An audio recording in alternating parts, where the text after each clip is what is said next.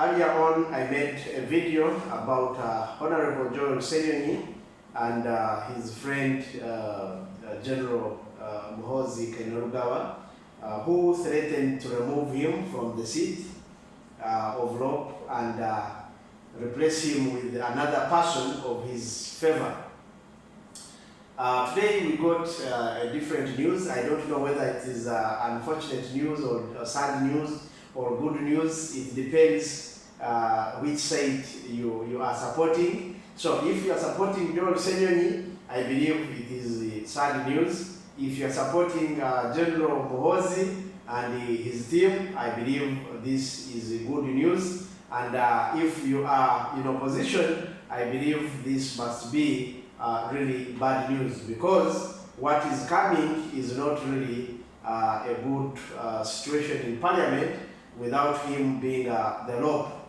At the moment, there has been a suggestion. Actually, it is no longer even a suggestion. It was already informed to the clerk to Parliament to grant leave of Parliament so that the Honorable Dennis can go and prepare a bill of how to amend the law that sets the requirement and procedure of how to elect a leader of opposition.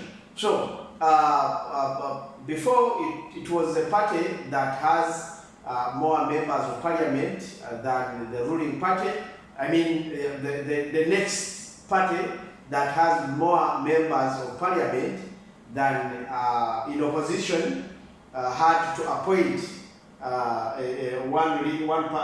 had to appoint a person and then send the name to the Speaker or to the Clerk to Parliament so that this person is gazetted as a leader of opposition. So the office has been elected in that way. However, now they are seeking to change the procedure of how to elect the leader of opposition, so that the leader of opposition should be elected by all members of Parliament, regardless of the party. I don't know how this really will work, because the leader of opposition represents the opposition parties. Maybe if they had said that they are seeking to amend the law so that the leader of opposition is elected by all members of opposition,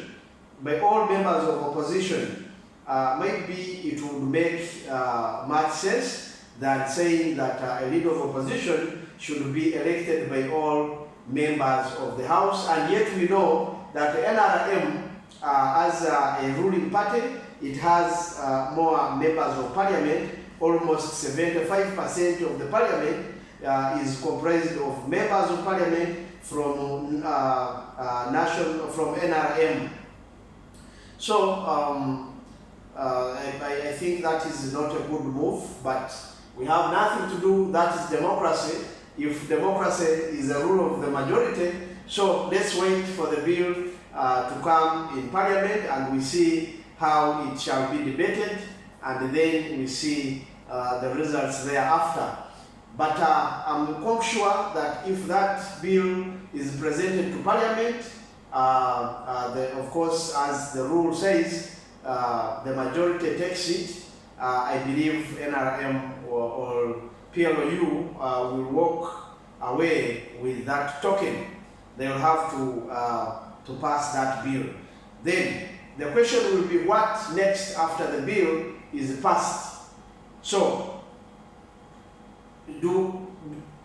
shall we expect the leader of opposition to be elected fairly? Shall we expect the name of the leader of opposition presented to benefit all members of opposition? Or shall we expect the leader of opposition to be used by the ruling party, and then the situation becomes worse in the country, where many matters will not be handled as expected, because the leader of opposition, if endorsed and elected by NRM, then that means that leader of opposition will speak limitedly. He will reserve some matters for purposes of making or pleasing the party that endorsed him. So we really don't know what will happen, but that is the situation that is going to happen in Parliament, and soon or later we shall see the bill moved to, the motion moved to on the floor of Parliament, and I believe there shall be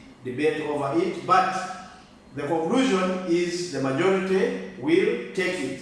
So that is the situation, but we call upon all leaders in opposition to really calm down and handle the situation with care, so that we don't make it more worse.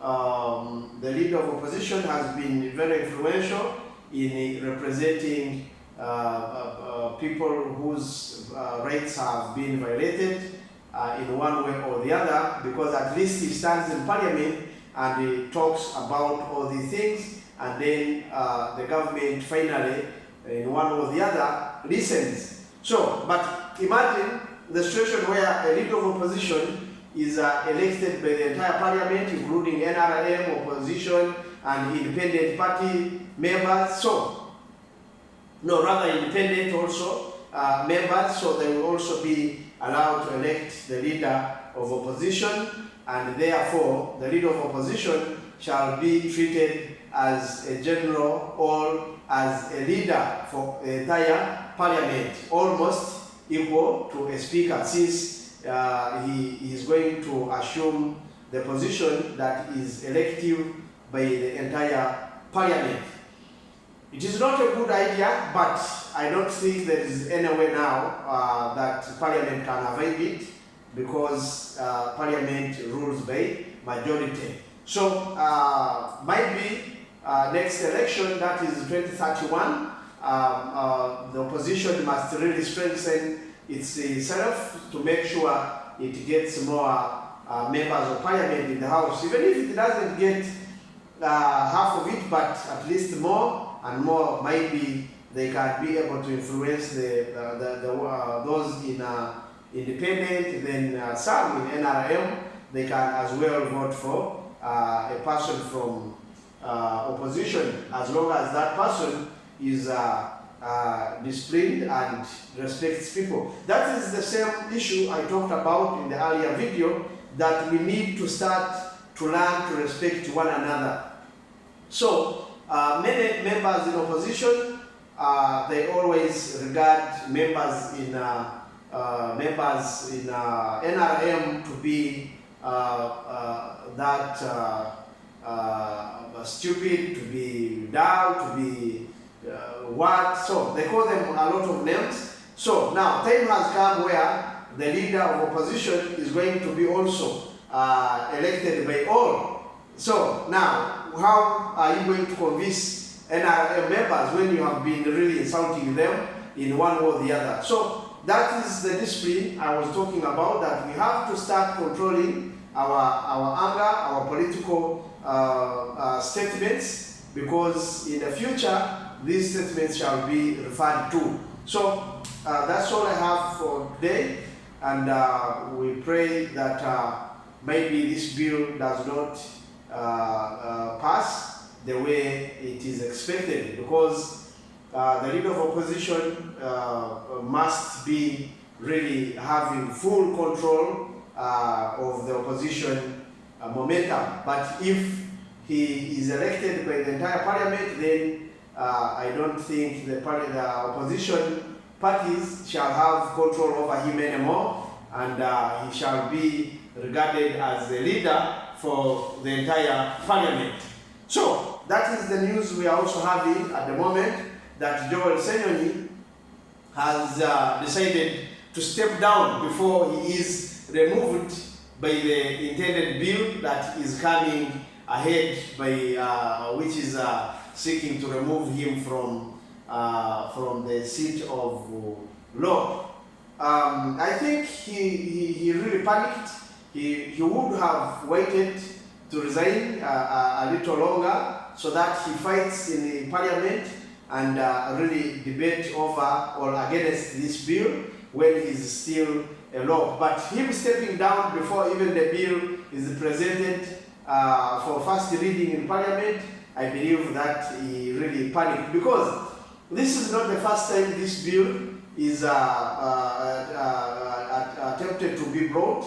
Last time, Honorable Room also wanted to bring it, but eventually he withdrew the request, and the bill died that way. So you never know, even this time around, it maybe, you never know, it could have maybe failed to pass or to reach even any higher level of discussion. So let me hope maybe, but what I have heard, he has already stepped down. We shall be confirming it fully soon, and we shall let you know whether he has really stepped down. Yeah, that's all I have for you today.